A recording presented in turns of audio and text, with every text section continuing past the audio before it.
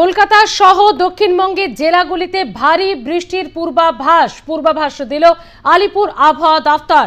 বৃষ্টি চলবে আজ দিনভর। গাঙ্গেয় বঙ্গে ঘূর্ণাবর্তের সঙ্গে মৌসুমী অক্ষরেখা এবং বুধবারের পর আজও ভারী বৃষ্টি কলকাতা সহ সংলগ্ন এলাকায় এবং এখনো পর্যন্ত জানা যাচ্ছে একটি ঘূর্ণাবর্ত অবস্থান করছে। এছাড়া রয়েছে মৌসুমী অক্ষরেখা, দুইয়ের জোড়া ফলাতে ভারী বৃষ্টির পূর্বাভাস আলিপুর আবহাওয়া দফতরের।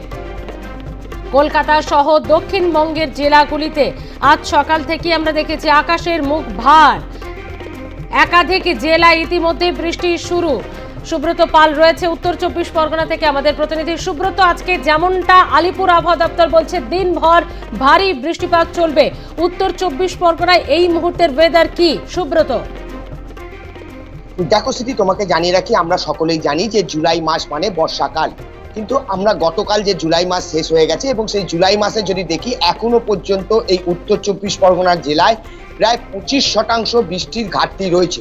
অর্থাৎ যত মিলিমিটার বৃষ্টি হওয়ার কথা ছিল এই জুলাই মাসে এবং যেটা একেবারে নিয়ম মেনে, প্রকৃতির নিয়ম মেনে বর্ষাকালে বৃষ্টি হওয়ার দরকার, তার কিন্তু 25% বৃষ্টির ঘাটতি রয়েছে। এবং গাঙ্গেয় উপকূলে যে একেবারে ভারী একটা নিম্নচাপের সৃষ্টি হয়েছে, সেই নিম্নচাপের ফলে কিন্তু গতকাল বিকেল 4টে থেকে এই উত্তর 24 পরগনা জেলা জুড়ে বৃষ্টি শুরু হয়েছে এবং টানা বর্ষণ চলছে। আজকে সকাল থেকেও কিন্তু আকাশের মুখ ভার রয়েছে এবং বৃষ্টি পড়ছে। আমরা জানি যে এই সময় কিন্তু একেবারে একদিকে যেমন বৃষ্টি কম হলে চাষের যেমন ক্ষতি হয়, অর্থাৎ শস্য শ্যামলের যেমন ক্ষতি হয়, ঠিক একইভাবে বৃষ্টি কম হলে কিন্তু ডেঙ্গুর প্রভাব কিন্তু বাড়ে। যে উত্তর 24 পরগনা জেলা কিন্তু বরাবরই কিন্তু ডেঙ্গুর ক্ষেত্রে কিন্তু 1 নম্বর স্থানে থাকে। যদিও এবছর ডেঙ্গুর প্রভাব অনেকটাই কম ছিল এবং নতুন করে যখন ডেঙ্গুর প্রভাব বাড়তে শুরু করেছে, ঠিক সেই সময় এই যে ভারী বর্ষণ, এই ভারী বর্ষণ কিন্তু আশার আলো দেখতে শুরু করেছে। কারণ এই ভারী বর্ষণের ফলে আমরা জানি যে নর্দমায় যে ডেঙ্গুর মশার ডিম পাড়ে, সেই ডিম যেগুলি রয়েছে সেগুলি এই ভারী বর্ষণের ফলে জলের তোড়ে ভেসে যায় এবং ডেঙ্গুর প্রভাব কিছুটা হলেও কমে। একদিকে যেমন পুরসভাগুলি এই ভারী বর্ষণের পরে ডেঙ্গুর প্রভাব কমবে বলে কিছুটা স্বস্তি এসছে, কিন্তু গতকাল থেকে যেভাবে টানা বর্ষণ হচ্ছে তাতে কিন্তু একেবারে উত্তর 24 পরগনা জেলার বারাকপুর শিল্পাঞ্চলের বেশ কিছু পুরসভার বেশ কিছু এলাকা কিন্তু ইতিমধ্যেই জলমগ্ন হয়ে পড়েছে।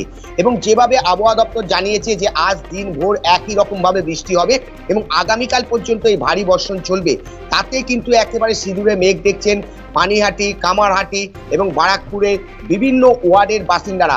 তারা ইতিমধ্যেই গতকাল রাত থেকে যেভাবে বৃষ্টি হয়েছে তাতে কিন্তু ইতিমধ্যেই এলাকা জলমগ্ন হয়ে গেছে এবং আবহাওয়া দপ্তর সূত্র অনুযায়ী যে আগামীকাল পর্যন্ত এই ভারী বর্ষণ হবে, তাতে তাদের যে জলকষ্ট এবং জলমগ্ন অবস্থা হয়ে উঠবে সে নিয়ে কিন্তু তারা ইতিমধ্যে চিন্তায় পড়েছেন। যদিও পুরসভার পক্ষ থেকে যে সমস্ত এলাকায় জল জমেছে সেগুলি থেকে জল নিকাশনের ব্যবস্থা করা হচ্ছে, কিন্তু প্রশ্ন হচ্ছে যে একেবারে পুরসভাতে যেটা জানিয়েছে যে যেভাবে বর্ষণ হচ্ছে তাতে পাম্প লাগিয়ে এই সময় কিন্তু জল বার করা সম্ভব হচ্ছে না।